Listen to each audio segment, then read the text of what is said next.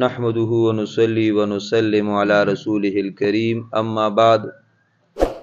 عن ابن عباس رضي الله تعالى عنهما قال فرض رسول الله صلى الله عليه وسلم زكاة الفطر طهرة للصائم من اللغو والرفث وطعمة للمساكين.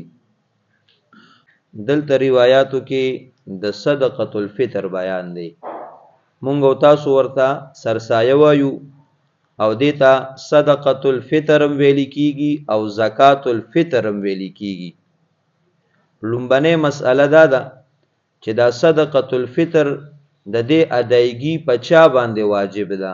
صدقة الفطر به څوک ورکي؟ نو یاد ساتئ هر هغه کس چې په هغه باندې زکات ورکول فرضي نو په هغه باندې صدقة الفطر ورکولم واجب دي. دویم هر هغه کس چې په هغه باندې قرباني کول واجبي نو په هغه باندې صدقة الفطر ورکول هم واجب دي. اوس که یو سړی دومره غریب او فقیر دی چې د زکات فرضیت هم په ناراضي او د قرباني وجوب هم په د باندې ناراضي نو په د باندې صدقة الفطر ورکول واجب نه دي. کدی صدقة الفطر ادا کوي نو دا به د لپاره د صدقې ثوابي او د صدقة الفطر چې کومه فایده ده نو اب ورته حاصلې. او د صدقة الفطر چې کومه فایده ده هغه د حدیث مبارک کې خپل راځي بیان دا دی را روان دی.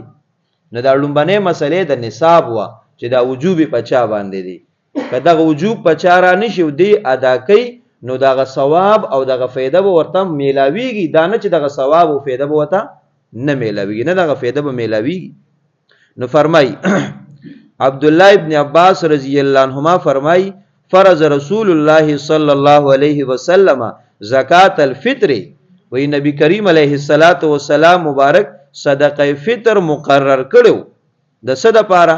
فرمای طهرة للصائم من اللغو والرفث د روزدار د پاکولو د پاره د سنه د روزدار پاک شي د لغونا او د فحش خبرونه. د روزدار روزه نیولې ده د روزي په حالت کې به داسې خبرې په دې جبه راغلي چې هغه مناسب نه وي هغه به بهوده خبرې وي او په جبه باندې بجاری شوي د روزي ته په نقصان رسیږي. نو نبی کریم علیه الصلاۃ والسلام مبارک وی دا صدقه فطر دا سرسایه زکه مقرر کړه چې روزدار دا روزه چې د دغه بدو ویناګانو د وجنه پای باندې اثر شوی دی کنه د دې سرسایه د وجنه غ اثر تن الله ختمي. دا څومره لوی فایده ده چې زما او ستا روزه په پاکیږي. او فرمای وطعمة للمساکین او دا صدقه فطر دا د مسکینانو د پاره د خوراک ذریعہ ده. پاغي باندې دا د خوراک او د ضرورتو د پوره کولو تنظیم دی. لکه صدقه فطر ادایګی ته وکړه نو یو ضرورتمند او حاجتمند دی داغه به ضرورتي داغه سره به د ضرورت پوره کولو سو ذریعہ به سره نه نه داغه د پاره د ضرورت پوره کولو ذریعہ ده دا صدقه فطر. بیا فرمای فمن اداها قبل الصلاه سوک چې صدقه فطر ادا کی د موز نه وړاندې د اختر موز شوی نه دی او د صدقه فطر ادا ک نو کدی په هغه ورځ د موز نه مخ کې ادا کړي کدا غینه یو ورځ 2 3 4 مخ کې ادا کړي دا ټول جایز دي. مخ کې بیان راځي. فرمای فمن اداها قبل الصلاه سوک چې د صدقه فطر ادایګیو کی د موز نه وړاندې نو کو په هغه ورځ یو کو یو سو ورځ مخ کې فهي زکات مقبوله نو دا د صدقه فطر دا قبول شوی صدقه فطر دی. بیا فرمای ومن اداها بعد الصلاه او سوک چې دا ادا کی د اختر د موز نه رستو مخ کې ردنه ایرو یا وته مقنه د میلاو شوی او یا سستی کړي دا خو موز د اختر استو شو نو اوس پس کوي. نو نبی کریم علیه الصلاۃ والسلام مبارک فرمای چې د خو سستی وکړه خو د اختر د موز نه رستوی ادا کو نو فهي صدقه من الصدقات نو دام غره صدقه ده وي دا بے ځای چیز نه دی دام صدقه ده الله رب العالمین بدله ثواب ور کوي او زمیم فارغ شوا که مخ کې ادا کو نو حیثیت له کوچت دی زکه تار صدقه فطر ادایګي وکړه او بر وخت ته وکړه او کورستو دی ادا کو نو دې زما فارغ شوا خو هغه موقع او هغه ټیم کې لکه کمی رالی نور دوانو سره بستا زما فارغ شي په لومبي باندې ولې ثواب ډیری او په دویم باندې ولې ثواب لک شانته کمی راشي. نور ادایګي په دوانو صورتونو کې ده نو پته ولګی دا چې د صدقه فطر ادایګي بکې کتا نه سستیم رااله او تا نه ایرم رااله خو دا به ته ادا کې.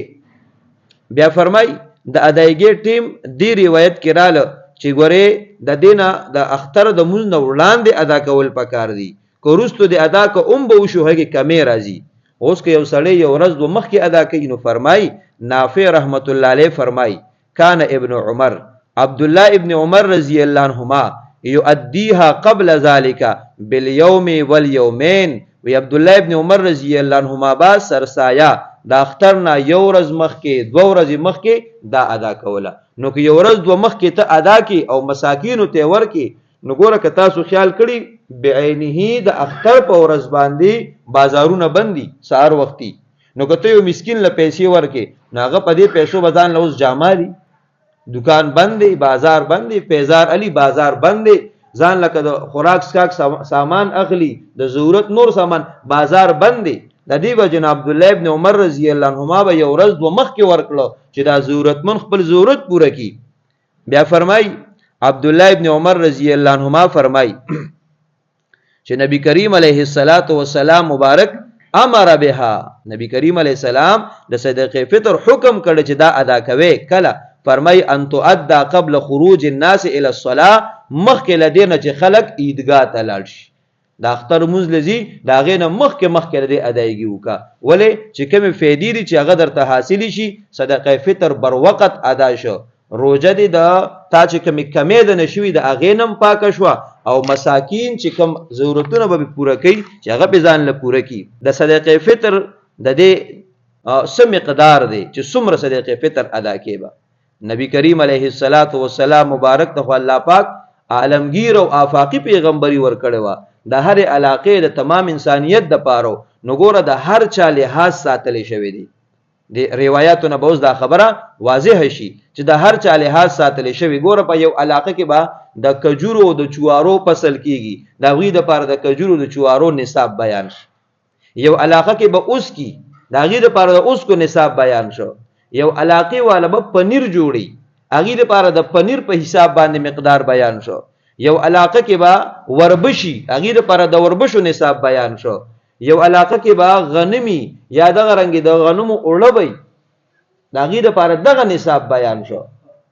یا یو سړی مالدار دی داغه د پاره اعلی مقدار بیان شو، یو سړی غریب دی او دومره مالداري ته نه رسیدلی بس متوسط جون تیری داغه د پاره متوسط مقدار دی، او یو سړی بیا کته درجه والا دی نو داغه د پاره بیا کته مقدار بیان شو.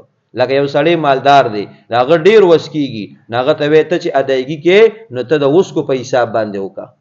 دغه رنګ یو سړی ورپسې متوسط دی د کجورو په حساب باندې ورکی.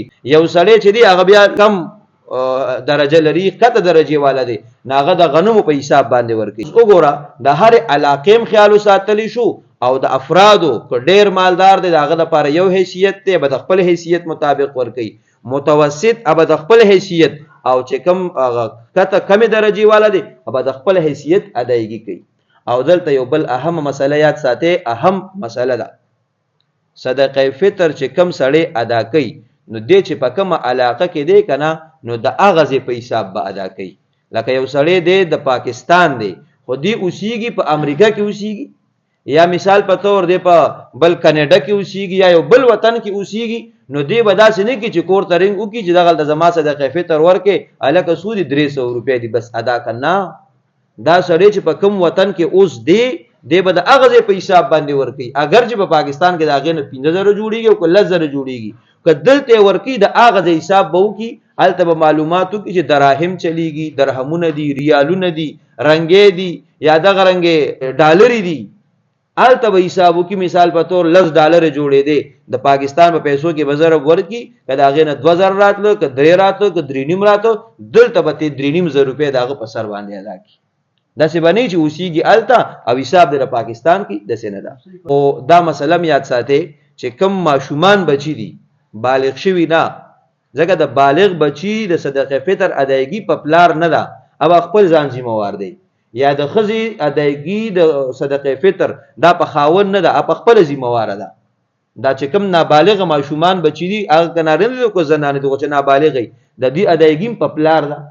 اوس که پلار بهر ملکي نو پلار به حق د بهر ملک حساب کی د خپل ځانم د بهر ملک چې دی په کوم وطن کې دی او د خپل نابالغ بچو ادایګیم په هغه ده نو دی به حساب کوي ځکه دی ذمہوار دی نو چې دی په کم ځای کې دی نو دی به د خپل ځان او د خپل دقه بچو نابالغو په حساب د هغه وطن حساب کتاب کوي چې کوم ځای کې دی اوسېږي داسې به نه کوي چې لکه خپل د هغه ځای ورکی او د نابالغ بچو هم په د باندې ده او دی چې دی د پاکستان حساب کوي نه دی به د خپل نابالغ بچوم د هغه خپل وطن حساب کتاب کوي لکه یو سړی مثال په تور په سعودي عرب کې دی او دلته نابالغ درې څلور بچی دي د دې ادایګي به هغه کوي نو دی به حساب د خپل ځان او د دقه بچو د سعودي عرب په حساب باندې کوي د پاکستان په حساب باندې کوي ځکه دته حکم متوجي شوی دی او چې دی په کومه علاقه کې د هغه ځای په حساب باندې دی د خپل وطن د هغه په حساب نه دی چې کوم ځای کې اوسېږي او موجود دی دا هغه حساب بکې نو دا اهم مسله ده